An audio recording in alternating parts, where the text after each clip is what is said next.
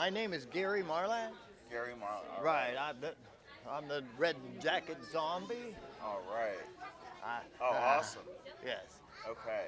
And there's a story behind that Red Jacket Zombie. I was at a spelunker's rescue, cave rescue down in Maryland, and I got really muddy working a rope elevator because it was raining and lowered stuff down into the Right. cave.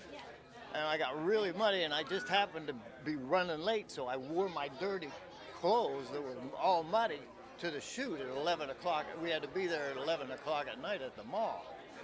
So I was all muddy, and then George happened to see me, and he gave me a thumbs up. And then he came back over later, and he said, be here tomorrow in the daylight. So I came. I was always shooting at night, and it came in the daylight, and I got these pictures all in the daylight. So that was real cool. Awesome. Not a very short stint, but it was enjoyable. Right. Joe Shelby and Gary Marlon. Gary Marlon on the Fishbowl. Welcome. Right on. Thank you for taking the time to swim in the bowl with me, guys. My pleasure. I'll have to look that up. Right on. So, you're both in Dawn of the Dead. Correct. George Romero's classic sequel to Night of the Living Dead. Dawn of the Dead. I have to tell you guys something pretty cool. I happen to have George's desk. Nice. Now a big desk or just a It's a big like oak like oak a desk. 30 by 60. Yes. Yes, nice.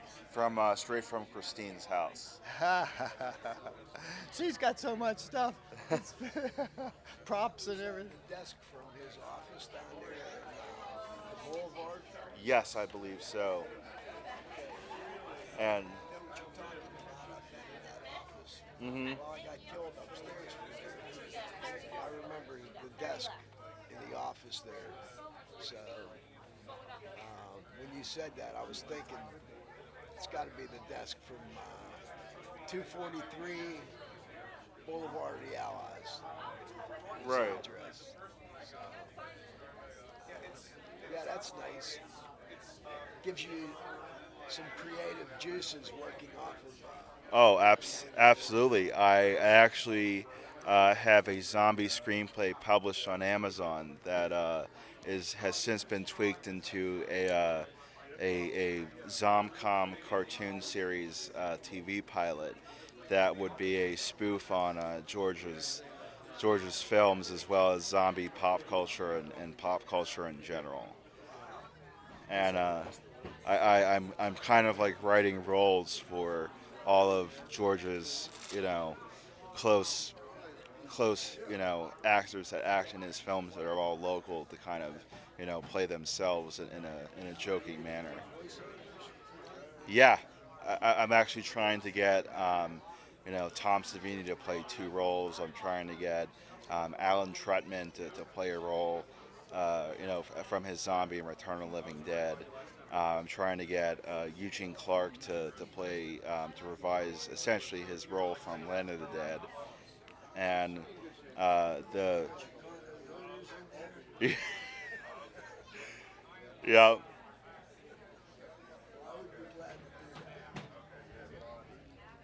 I was. Yeah, I'm trying to make it a cartoon series. I have 12 episodes planned for the first season, and still working on the developing the second season. But I have the pilot episode ready to go. The main zombie would be a spoof on Boris Karloff, and just an overall very dark,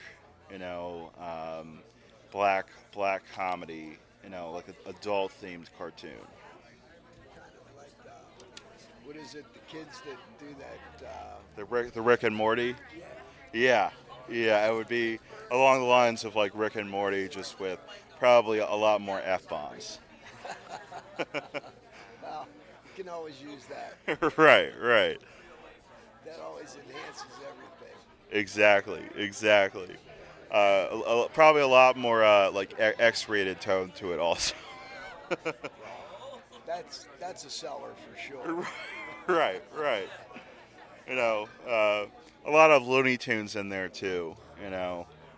But it's modeled after like as if like Night of the Living Dead essentially happened, and we're now in like the aftermath, and zombies and humans coexist, but zombies still do what zombies do. Interesting. Can't wait to see that. I'm trying. I would love to see it happen. Well, I'm on board if you want. I would love to have you on board. On me. Awesome, awesome. So, what was it like working on Dawn of the Dead with George? Um, I say that of all the directors I've worked with, Ron Howard and George Romero are the top of the cream. They were just so intent on what they were doing, but still able to have a human side to them where they could relate to you and not have to scream and yell to get what they wanted. They were able to talk to you and tell you, this is the way I want to do this. And being that made it much easier to do whatever he wanted you to do because he wasn't barking in your face telling you, I want this done. You're not doing it right. George was so, laid back whenever we did the scene. I told him, I says, we're supposed to be bad guys. I was a biker then. I said, how about if I roll a zombie? And he said, yeah, that sounds like a great idea. So he got Mike Gornick. He said, turn the camera around. We're going to film Joe Shelby rolling the zombie. So I chased the zombie around and I get his wallet out of his pocket. And then Rudy Ritchie shoots him.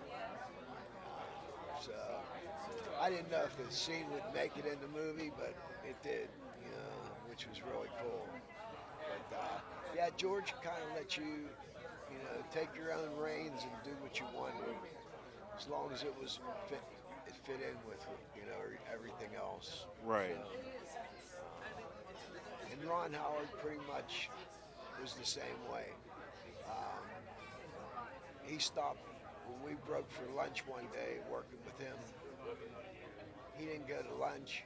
He spent his entire lunchtime just signing papers and talking to people waiting outside to watch the movie. And George was a gentle giant. Ron Howard was a little giant. But, yeah, they're my two favorite directors. Awesome, awesome. I love Ron Howard's work. I even loved him besides Happy Days and The Shootist. Yeah. He was that's one of my all-time favorite John Wayne movies, as well as Ron Howard's. And my dad, who kind of got me into like everything that I'm into, told me this story about how John Wayne was, he's from the old school days, and he was very kind of against working with a newbie at the time. And Ron Howard basically came to him and told him that he was a huge fan and showed him that he was completely, not just prepared, but, professional and everything. And it added to the mix in that film and definitely translated to the screen and, showed their relationship and everything. Yeah, that would have been nice to work with John Wayne. Absolutely. I've worked with some good actors, and I was blessed to be able to do that. One of my favorites was Cesar Romero. He played the Joker on Batman original TV.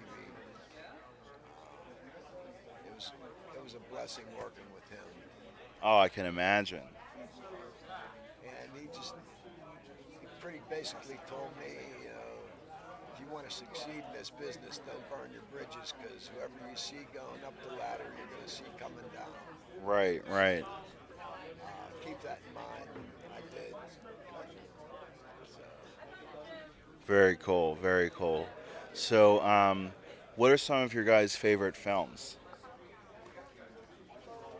I'm not a big film guy. well, Dawn of the Dead, obviously. That's got to be the Deer most Hunter? watched. That's a great movie. Great movie. Great movie. Deer Hunter, I had a record store when they made that, and they were getting ready to make it. And the casting lady from Pittsburgh, she called me and she said, "Hey, you got to come down and read for this movie." And I said, "I have a record store. I can't close my record store." I said, "What's the name of the movie?" And she said, "Deer Hunter." I said, "I'm not coming down to read for some stupid movie called Deer Hunter." Then the movie came out and I seen it and I was like, "You were pretty stupid not to go down and read for a movie called Deer Hunter." But yeah, Pulp Fiction I watched a lot. I like Quentin Tarantino's work, and I could go on and on. I love a lot of movies, so it's hard to say. But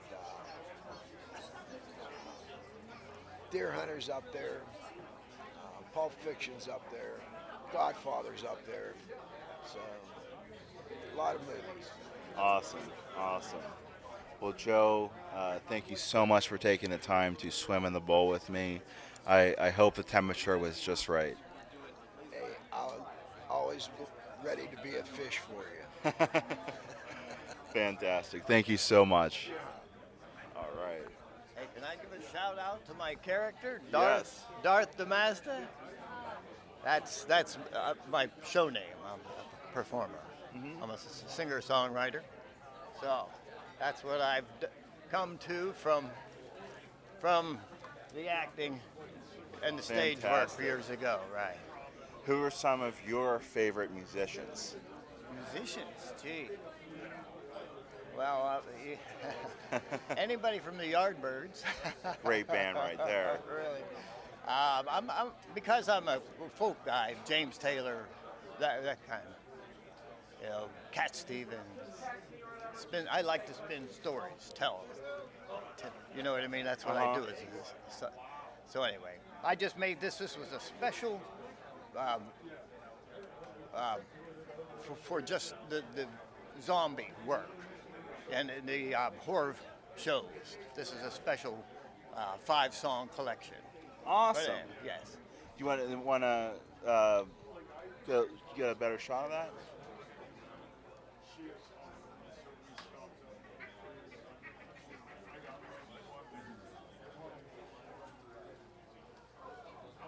Come a long way. I come a long way from this guy to Darth. Anyway, I got the name Darth from the hat. The hat's my hearing aid, and after a while it was Darth, so I took the name on. It was great. Awesome, awesome. Well, thank you so much, guys. It was great having you on the show.